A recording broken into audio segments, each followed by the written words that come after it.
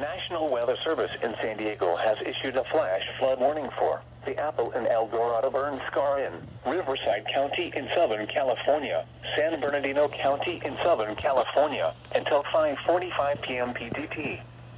At 2:37 p.m. PDT, Doppler radar indicated thunderstorms producing heavy rain over the Apple and El Dorado burn scar. Between 0.75 and 1.25 inches of rain have fallen. Additional rainfall amounts of 0.5 to 1.25 inches are possible in the warned area. Flooding is ongoing or expected to begin shortly.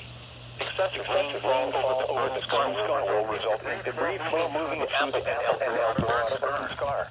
The debris flow can consist of rock, mud, vegetation, and other loose materials.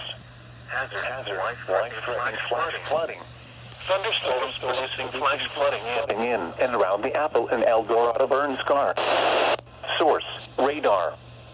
Impact, life-threatening flash flooding of areas in and around the Apple and El Dorado burn scar.